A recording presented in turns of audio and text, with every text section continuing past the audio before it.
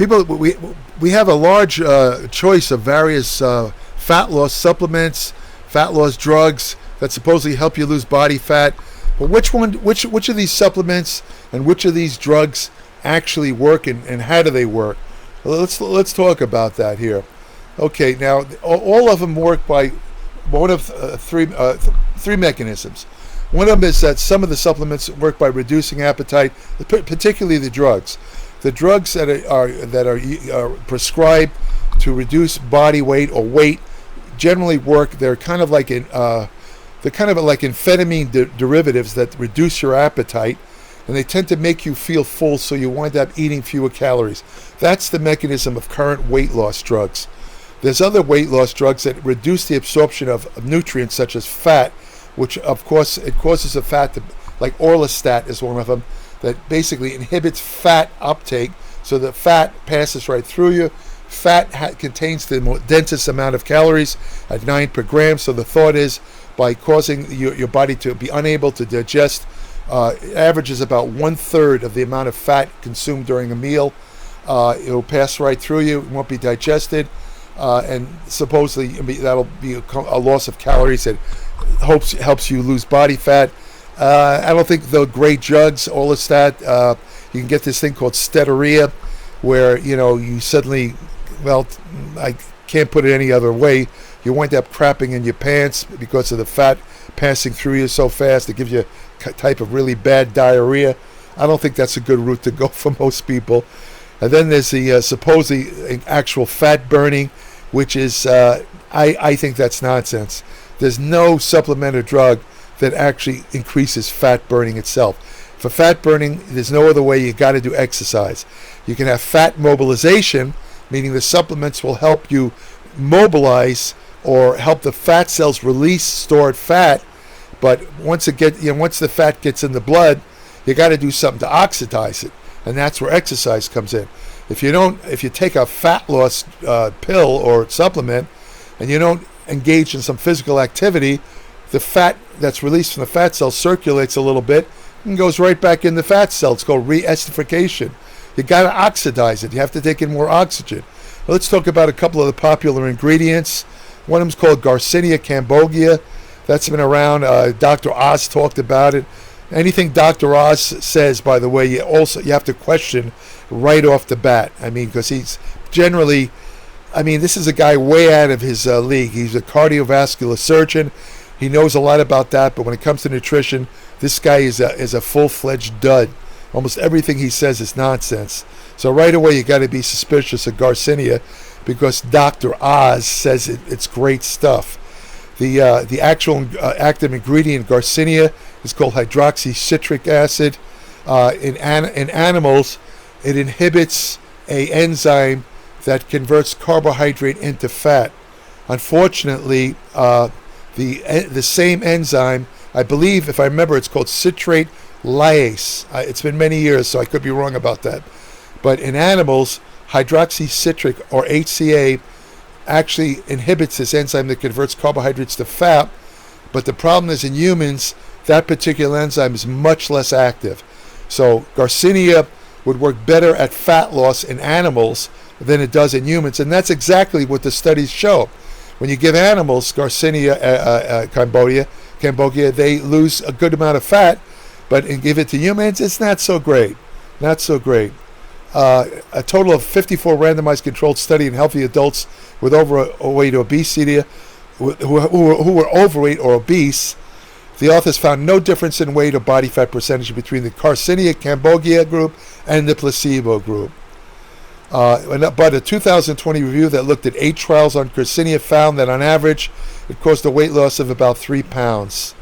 There was some people experienced liver problems with Garcinia. A 2018 study documented a case of 4 women who experienced acute liver failure after taking weight loss supplements containing Garcinia cambogia. Some people, again, have experienced toxic effects in the liver impairment, and some people have even experienced mania, which is uncontrolled speedy thoughts, after taking Garcinia. Hydroxycut is a popular supplement. In fact, I would say that Hydroxycut, which is a trade name of a supplement. It's not an actual substance. It's probably the most popular weight loss or so-called fat-burning supplement ever sold. Unfortunately, a couple of years ago, the original Hydroxycut, a couple of people also experienced liver failure. And to this day, they're really not sure of what caused that. They don't know whether it was, HCA, or it might have been, some scientists suggest it happened to be a sensitivity to the green tree extract that was contained in Hydroxycut. Some people, they even moderate amounts of green tea extract, the liver doesn't break it down as rapidly as it should, and it kind of builds up and starts to destroy liver cells. It can eventually lead to liver failure. A 2011 meta-analysis of 5 clinical trials found that supplement with green coffee extract, which is one of the ingredients in Hydroxycut, led to a 5.5 pound weight loss compared to a placebo. I think green coffee extract is not that great as a fat loss pill either. The Hydroxycut has changed their formula over the years, and the form of Hydroxycut available now bears no resemblance to the original Hydroxycut, which, by the way, a lot of people did claim that they lost a considerable amount of fat using the original Hydroxycut, but the one that's available now has no resemblance to the original one and probably doesn't do anything. As I mentioned, green coffee bean extract, it contains something called chlorogenic acid, or CGA, which actually prevents, it actually blunts excessive glucose uptake by cells. So in that respect, it can help your body reduce blood sugar levels, and also help you, slightly stimulate a little bit extra fat loss. Not that great, not impressive at all.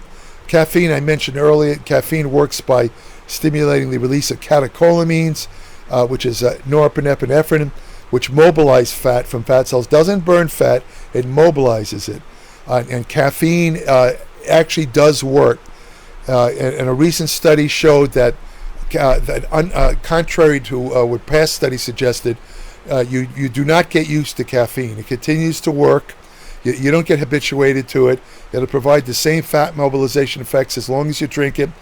The optimal amount is about 300 to 400 milligrams a day, or 3 grams per kilogram of body weight. It's equal to about 3 to 4 cups of coffee.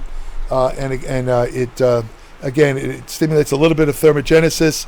Some people can't handle caffeine because of genetic reasons. It can cause anxiety, insomnia, jitteriness, and that type of thing. An interesting thing about caffeine, they just came out with a study. Just the other day I saw it, and they analyzed a bunch of these pre-workout formulas that contain numerous ingredients that supposedly increase your energy and motivation to work out. That's the whole purpose of pre-workout supplements.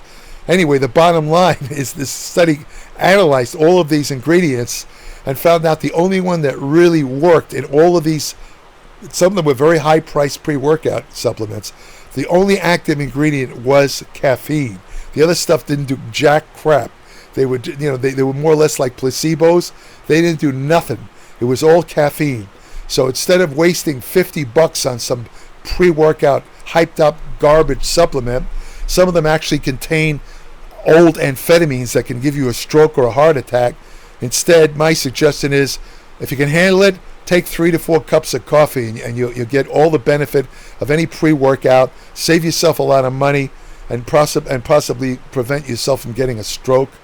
I mentioned earlier this it's over the counter now. Started out as a prescription drug. It was Orlistat. It's sold over the counter now under the name Alli, A-L-L-I. Again, it was originally a prescription drug. The way it works is it inhibits fat uptake or fat digestion. It works by inhibiting fat digesting enzymes. 2003 meta-analysis found that people taking Orlistat for a year in combination with lifestyle changes saw a 2.9% greater reduction compared to a placebo.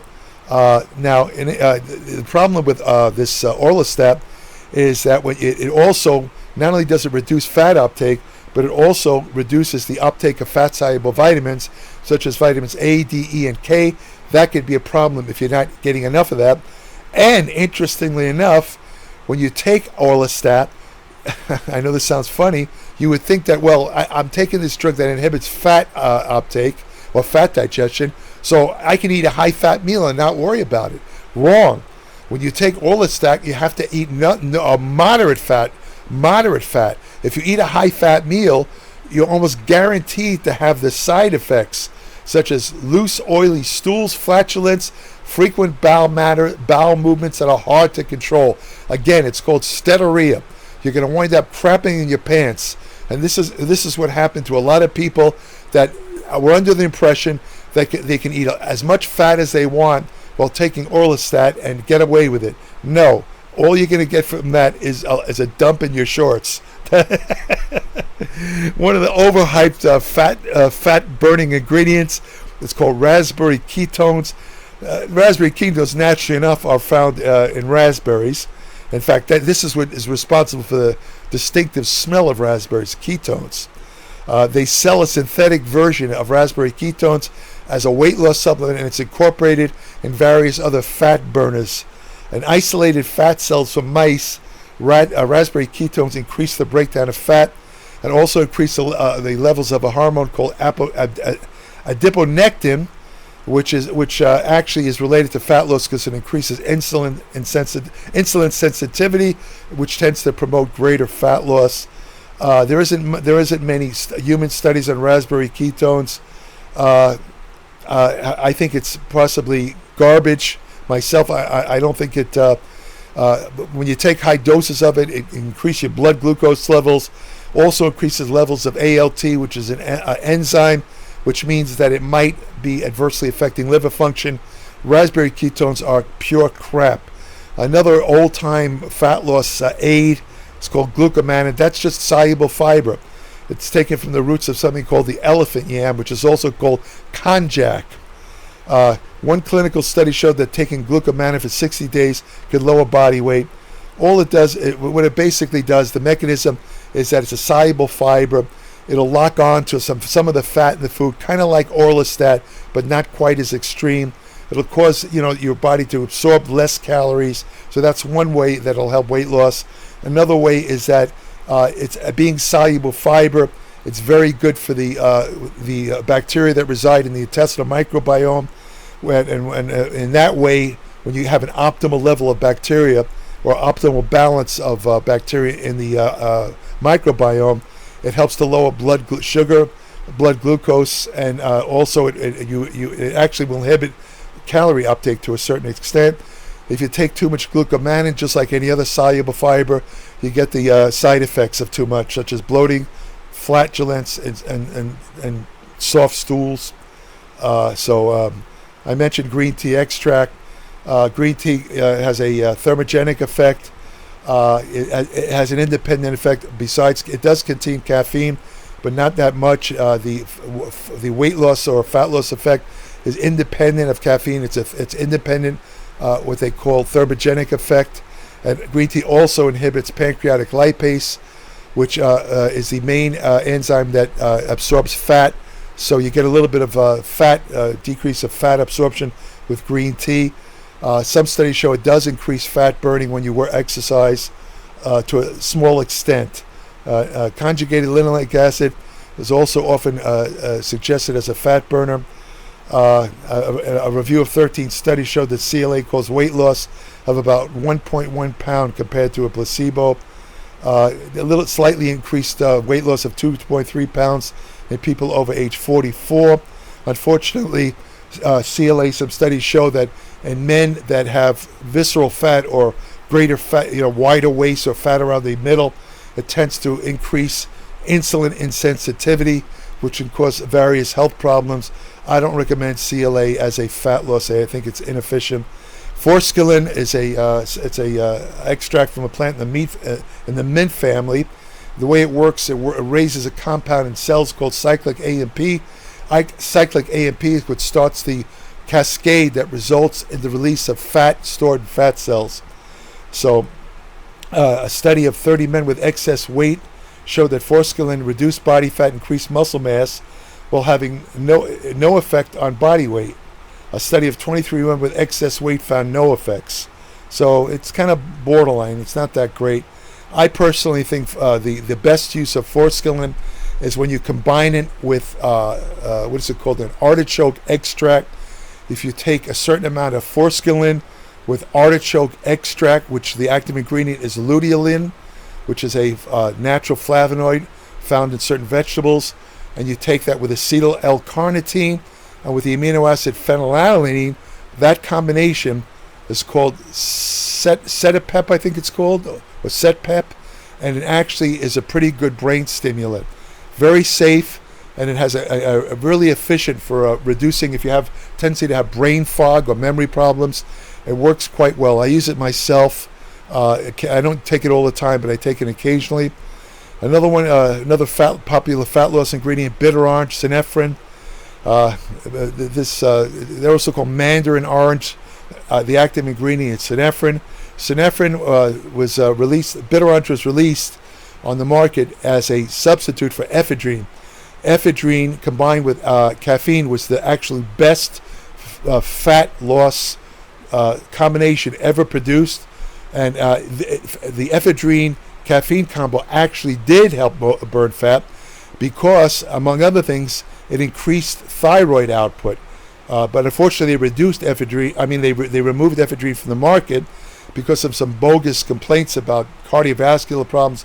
It was all nonsense. That was all caused by overdosing on ephedrine. But Synephrine was released as a kind of substitute for ephedrine, and it does a lot of the same things. Unfortunately, it's much less potent than ephedrine, and that includes its effect on fat burning. There was one study that showed that if you take Synephrine or bitter orange supplement before you do cycling, it increased, compared to a placebo, it increased fat oxidation. I don't think the effect is that great. There's a couple of prescription items, such as Contrave and Phentermine that are given out by doctors. The only thing these things do is reduce appetite. They supposedly help you lose 3 to 9% of your body weight compared to a placebo, but there's a much greater chance of side effects, and my feeling is to avoid using any kind of prescription of fat loss drug. I think they're mostly garbage, and they're too close to side effects. There was a combination produced years ago called the Fen-Phen combination that caused severe health problems related to cardiovascular problems. Some people almost died or did die from using that. So the current obesity medications, to me, to put in a word, I think they stink. I don't think they of course there's plenty of doctors that'll be happy to, if you pay them a couple of $100s for an office visit, these so-called bariatric physicians, they'll offer you two things. They'll offer you either these amphetamine-based weight loss drugs that reduce appetite, or they'll offer you bariatric surgery, which is really extreme. That's where you remove part of the stomach, and there's various versions, but that can cause problems in the long run, and that's actually reserved for people who have intractable obesity. These are people that the people that weigh like 400 pounds and up, that just can't go on a diet, won't go on a diet, can't exercise, they have no choice, and they're heading for death. They don't usually have diabetes. There's no choice for them. They have to get this surgery or they die in short order.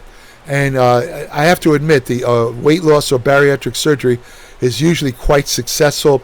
It's not unusual to see people lose 100 to 150 pounds or more on bariatric surgery, but it can cause certain nutritional deficits because it changes your gastrointestinal structures, and it causes to a situation where you can't absorb certain nutrients like vitamin B12 and others. If you don't take the supplements, you're going to be in big trouble. And I assume that doctors tell this to their patients. If they don't, I feel sorry for those patients. They're going to be in big trouble. So that's about it for these popular weight loss ingredients. If you want more information on nutrition, exercise science, hormonal therapy, anti-aging research you can use today. Oh, what else? Hormonal therapy, ergogenic aids, women's health and fitness, many other topics. Nobody covers as many topics as I do in my Applied Metabolics newsletter, www.appliedmetabolics.com. That's 30 to 50 pages every month. Comes out on the first of every month. No ads. It's like getting a monthly ebook. And it's very easy to understand. I've been a writer for over 40 years. I know how to write for the public. My newsletter is written in magazine style. So if you know how to read, if you've gotten past the 6th grade, you won't have any problem. Even if you don't know how to read, you can easily, there's something in Microsoft where you could turn it on. It'll read the text for you. So even if you're illiterate, which a lot of people unfortunately are today, which is why they believe in things like QAnon, because they've never bothered to learn how to read. And now I don't want to get, I'm not going to get into that. Anyway, the point is, subscribe today, www.appliedmetabolics.com. When you subscribe, I'll send you an invitation to join my private Applied Metabolics Facebook page, where each day I post new information on nutrition, exercise science, and general medicine. I also have an email portal on my Applied Metabolics webpage where current subscribers only. I don't accept questions from unsolicited questions. You have to be a subscriber. I'll answer short questions, anything pertaining to something you might have read in the newsletter, or anything else that comes to mind. That's a service to my subscribers, because I appreciate your support of my work. So what else can I say? If you want to have the best friend you'll ever have, go to your local shelter, adopt a dog, and support Ukraine. Support Ukraine. I do. Take care.